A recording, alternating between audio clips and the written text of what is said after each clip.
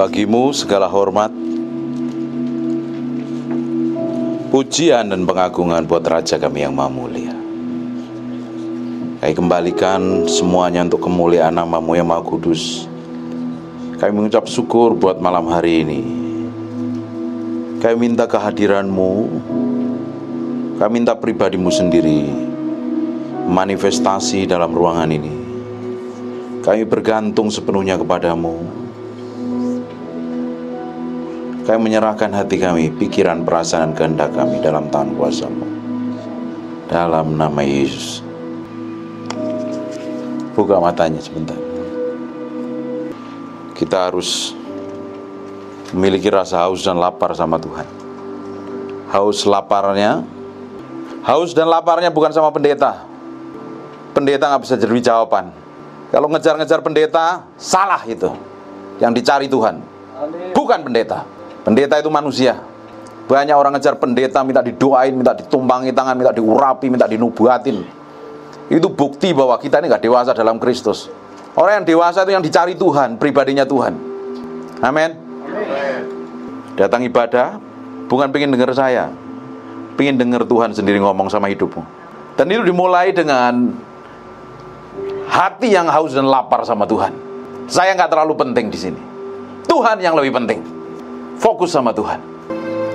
Mendengar itu lebih baik daripada mempersembahkan korban di hadapan Tuhan.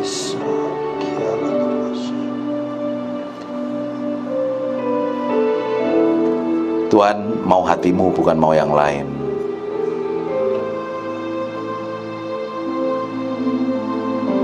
Hati kita yang dimauin Tuhan. Ketika hati kita persembahkan untuk Tuhan sepenuhnya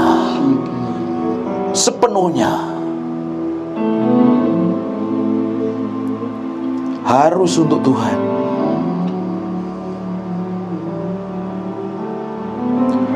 Di Pengkhotbah 5 ayat 1, jagalah kelangkahmu, dan kalau engkau berjalan ke rumah Allah, menghampiri untuk mendengar adalah lebih baik daripada mempersembahkan korban yang dilakukan oleh orang-orang bodoh.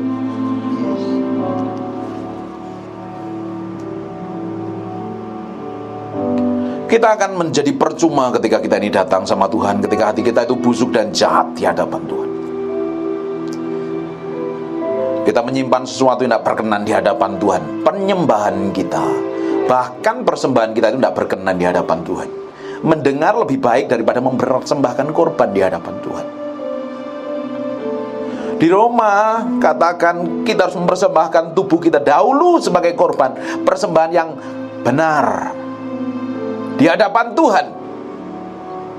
Baru penyembahan kita itu naik di hadapan Tuhan.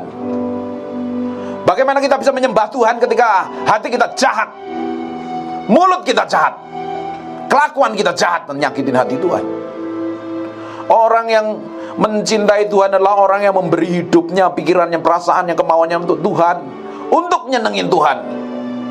Orang yang mencintai pasangannya, dia akan memberi yang terbaik untuk pasangannya, untuk dicintai, dikasih, dan dimiliki. Bahkan berusaha memberikan yang terbaik untuk pasangannya. Demikian juga kita dengan Tuhan. Kalau kita mencintai Tuhan, kita akan memberikan korban yang terbaik. Apa itu korban yang terbaik? Adalah tubuh kita. Pikiran kita, kemauan kita, kehendak kita sepenuhnya jadi korban yang berkenan di hadapan-Mu. Kalau tidak, kita akan menjadi orang Kristen yang dari tahun ke tahun tetap melakukan hal yang sama dengan mengalami perubahan. Orang yang mengasihi Tuhan memberikan hidupnya sepenuhnya untuk Tuhan. Orang yang memberikan hidupnya sepenuhnya untuk Tuhan pasti berubah. Kelakuannya berubah, tindakannya berubah, sikapnya berubah. Karena kita akan menjadi sama seperti yang kita sembah. Ketika kita nyembah Tuhan, karakter kita akan seperti Tuhan. Ketika kita nyembah diri kita sendiri, karakter kita menjadi kedagingan, ego, penuh harga diri, keakuan, emosi, amarah, kepentingan diri sendiri. Ketika kita nyembah dunia, kelakuan kita mirip iblis dan setan. Tidak heran hidup kita dari tahun ke tahun menjadi batu sandungan dan tidak berkenan di hadapan Tuhan. Kalau kita menjadi korban yang berkenan di hadapan Tuhan, ini hati yang di dalam inilah yang harus dipersembahkan dahulu. Izinkan Tuhan mencabut sampai ke akar semua kejahatan yang masih tersembunyi di dalamnya. Setiap hari kita persembahkan itu untuk Tuhan. Baru Tuhan akan lihat Penyembahan kita naik jadi korban yang harum menyenangkan Dia. Bagaimana kita nyembah Tuhan, di sisi lain kita marah sama seseorang, sakit hati sama seseorang. Emosinya, egonya yang ngontrol dan mengendalikan. Terus kita datang kepada Tuhan mempersembahkan korban. Korban apa yang kita beri sama Tuhan? Tuhan mau hatimu lebih daripada apapun juga. Tuhan tuh gak butuh uang kita. Tuhan hanya mau hati kita jadi korban yang berkenan di hadapannya, untuk mempermuliakan namanya setiap hari. Baru kita bisa ngomong sama Tuhan. And I exalt your holy name, Most High. I just want to praise you. I just want to praise you. Lift my hands and say, I love you. You are everything to me. And I exalt your holy name. And I exalt your holy name. And I exalt your holy name, Most High. I just want to praise you.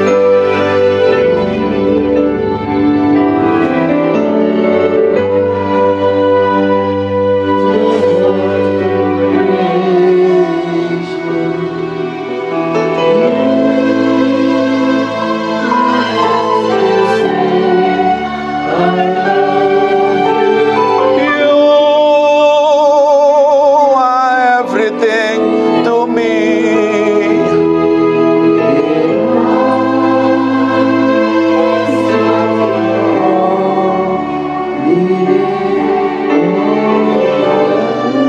Orang yang mempersembahkan hidupnya sama Tuhan, dia bisa ngomong nih, Engkau segalanya buat aku Tuhan. Kita gak butuh yang lain ketika kita ketemu Tuhan. Kita gak butuh pakaian yang lain, kebanggaan diri, ketenaran, kemasuran, pengen dilihat orang, pengen dihargai. Kita gak butuh itu. Ketika kita ketemu dengan Tuhan, hidupmu berubah, kelakuanmu berubah. Yes. Seperti Saulus ketemu dengan kemuliaan Tuhan, itu berubah menjadi Paulus, orang yang dipercaya Tuhan, nulis 3/4 kitab perjanjian baru. Hatinya berubah, hidupnya berubah, sampai mempengaruhi kehidupan kekristenan sampai hari ini. It's powerful sekali. Kalau engkau ngaku Tuhan, nyembah Tuhan bertahun-tahun, hidup tidak berubah, nggak ngalami perubahan, perlu dipertanyakan. Benar nggak kita korbankan hati kita ini sepenuhnya untuk Tuhan? Dan kita bisa ngomong, Engkau segalanya bagiku, nggak ada yang lain. Baru kita bisa nyembah Tuhan dengan sepenuh hati. Bawa hatimu di hadapan Tuhan malam hari ini. Jadikan korban yang berkenan di hadapannya. Izinkan Roh Kudus ngoreksi sampai kedalaman batin ini. Jangan didapatin kepalsuan, kemunafikan, nipu Tuhan, nipu orang lain, nipu diri sendiri.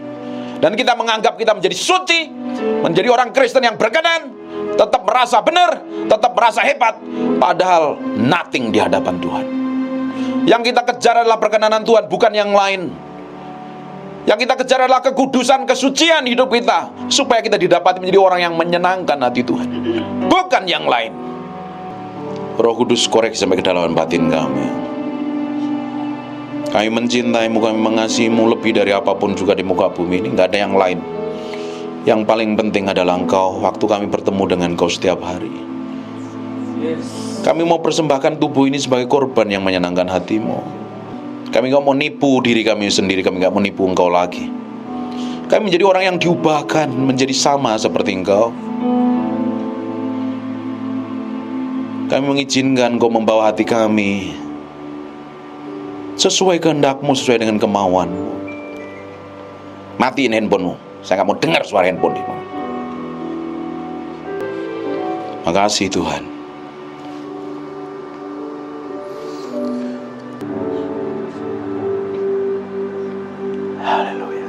Sekarang buka matanya sebentar. Dengerin baik-baik. Waktu kita masuk dalam dimensi kedalaman dengan Tuhan, waktu masuk benar-benar masuk dalam hadirat Tuhan, kadang kita gak perlu ngomong apa-apa. Kita menyerah sepenuhnya dalam tangannya. Bahkan kita gak sanggup buka mata. Kita gak sanggup mau ngomong apapun. Kita hanya menikmatin Tuhan di dalam kedalaman hadirat Tuhan. Seperti gelombang yang menggulung tadi, kita dibawa masuk dalam kedalaman hati Tuhan. Kita bisa tutup mata, hanya berdiam diri, menaruh hati, pikiran, perasaan, kemauan kita. Kita gak mikirin yang lain. Kita lupa dengan diri kita sendiri. Kita masuk dalam dimensi kedalaman. Hati kita dikuasai, dibawa masuk terus ngalami pribadi Tuhan sendiri. Kita hanya berdiam diri dalam hadirat-Nya, menikmati hadirat-Nya. Itu perlu kita lakukan setiap hari. Pada momen tertentu waktu kita berdoa menjadi bosan, jenuh, tetap lakukan itu. Seakan-akan Tuhan kok gak jawab, Tuhan kok gak dengar, kok gak ngerasain hadirat Tuhan lagi. Tetap berdoa. Kok aku gak dengar apa-apa, tetap berdoa, cintai Tuhan. Waktu kita lakukan itu setiap hari, kelihatannya sama saja. Tapi waktu kita bertemu dengan orang, waktu kita melayani orang, waktu kita terlibat dalam pelayanan, waktu kita berkhotbah, waktu kita nyembah, setiap kata-kata penyembahanmu tiba-tiba bisa menghadirkan Tuhan. Karena semua orang itu bisa khotbah, semua orang bisa nyembah, semua orang bisa nyanyi, semua orang bisa melakukan aktivitas rohani. Tapi tidak semua orang bisa menghadirkan Tuhan lewat penyembahannya. Tidak semua orang bisa menghadirkan Tuhan lewat khotbahnya. Tidak semua orang bisa menghadirkan Tuhan dalam kehidupan sehari-hari, sehingga orang bisa menikmati Tuhan manifestasi melalui hidupmu. Kalau itu kita lakukan setiap hari bersama Tuhan, jalan sama Tuhan, tiba-tiba engkau mengalami sesuatu yang berbeda. Engkau dibawa ke dalam level demi level. Ketika engkau menghadapi tekanan, itu bagus buat hidupmu. Karena waktu engkau berjalan bersama Roh Kudus akan bawa ke padang gurun. Tiba-tiba engkau mengalami tantangan, waktu mengalami himpitan, tekanan, persoalan, itu waktunya Tuhan akan membuktikan Dia menyertai hidupmu. Waktu engkau dipersalahkan, waktu engkau difitnah dan dituduh, diperlakukan buruk, mengalami kehancuran, waktu mengalami kekurangan, waktu itu yang tepat di mana Tuhan akan membuktikan Dia menyertai hidupmu. Tuhan akan beri pengalaman hari demi hari bersama Dia. Waktu kita masuk dalam dimensi kedalaman dengan Tuhan, bangun hubungan intim dengan Tuhan, tiba-tiba kita dengar firman itu seperti makanan, kata Roh, makanan yang mengenyangkan di dalam batin kita ini. Kita puas dengan Tuhan. Kita nggak puas dengan apa yang dunia sediakan.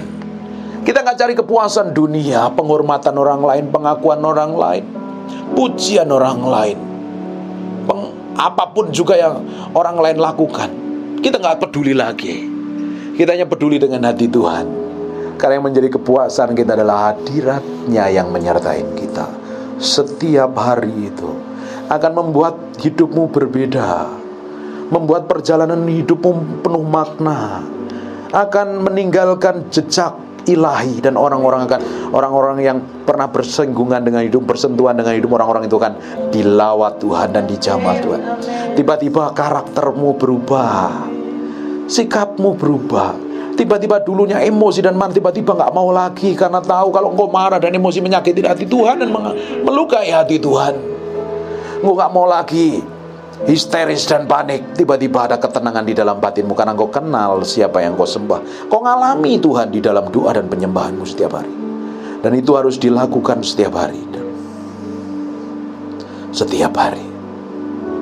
Semakin kita masuk dalam dimensi kedalaman dengan Tuhan, kita tinggal di tempat yang paling aman, namanya alam hadirat Tuhan. Siapapun yang akan menyentuh engkau, dia akan berurusan dengan Tuhan. Karena engkau diproteksi, dijaga, dilindungi dengan hadirat Tuhan. Engkau hanya diam dan melihat bahwa Tuhan melakukan sesuatu. Semakin kita nyerah dalam hadirat Tuhan, semakin kita mati terhadap diri kita sendiri. Kita hidup untuk Kristus. Dengerin baik-baik.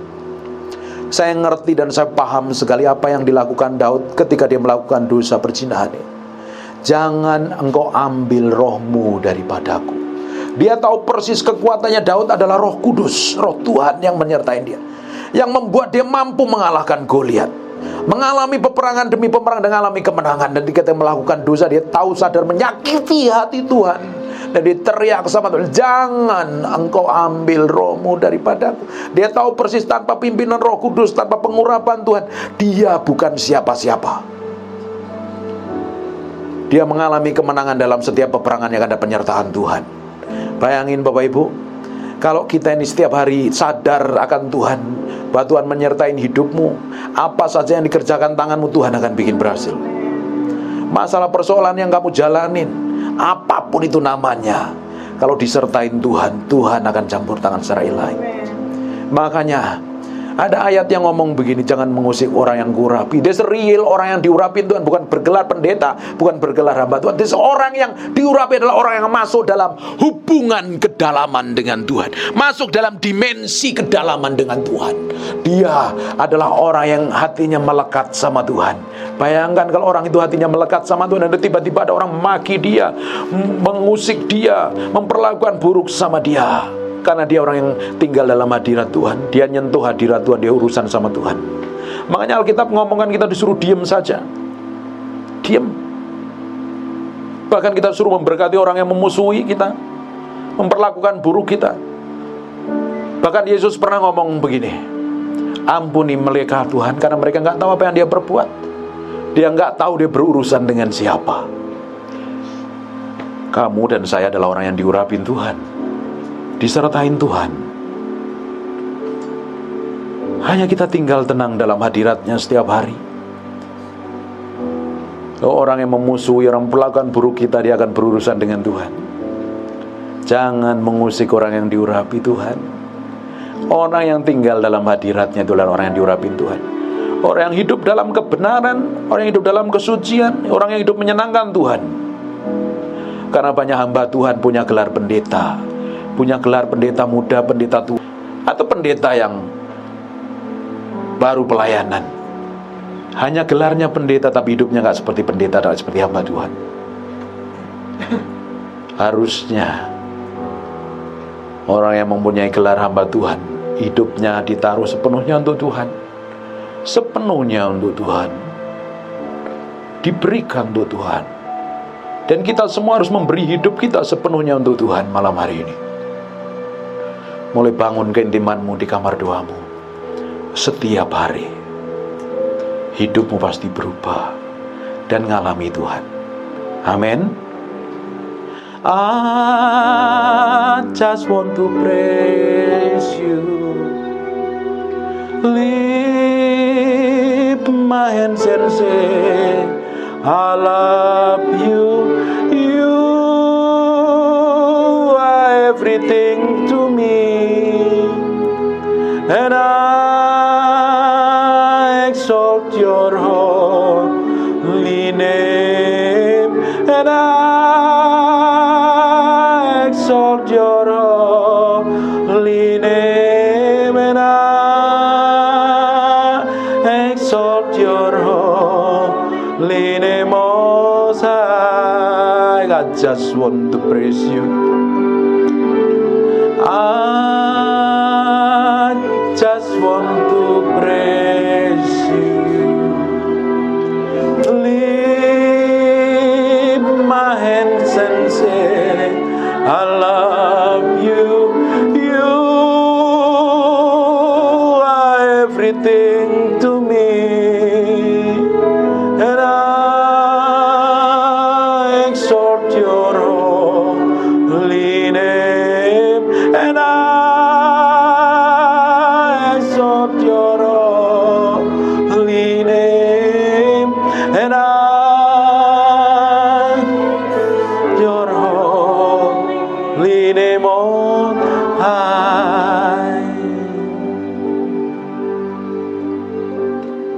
Angkat tanganmu dua-dua sama berdoa.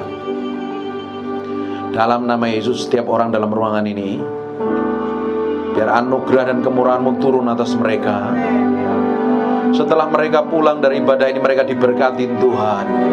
Mereka diberkatin Tuhan. Mereka diberkatin Tuhan. Mereka diberkatin Tuhan. Mereka diberkatin Tuhan. Kasih karunia-Mu melimpah-limpah dan kemurahan-Mu melimpah-limpah. Dalam nama Yesus, turunkan atas umat-Mu dalam ruangan ini. Mereka akan dibawa masuk dalam dimensi kedalaman dengan Tuhan. Mereka adalah orang-orang yang diurapin Tuhan, sedang dipersiapkan Tuhan sesuatu yang besar di masa yang akan datang. Tidak lagi bergantung sama hamba Tuhan, tapi fokusnya sama Tuhan, semakin dewasa di dalam Kristus. Dalam nama Yesus Kristus. Bawa pulang rasa haus dan lapar ini, kerinduan, kelaparan akan Tuhan ini. Bawa pulang dalam nama Yesus Kristus. Dalam nama Yesus. Dalam nama Yesus. Aku berdoa dalam nama Yesus, aku materikan semua firman malam hari dengan darah anak domba Allah terpahat dalam loh batin kami. Firman menjadi praktek hidup kami setiap hari, nempel dalam hati kami berhari-hari, berminggu-minggu, berbulan-bulan, bertahun-tahun. Firman menjadi kehidupan. Dalam nama Yesus aku berdoa. Semua orang yang diberkati katakan amin. Yang kencang sekali lagi. God bless you.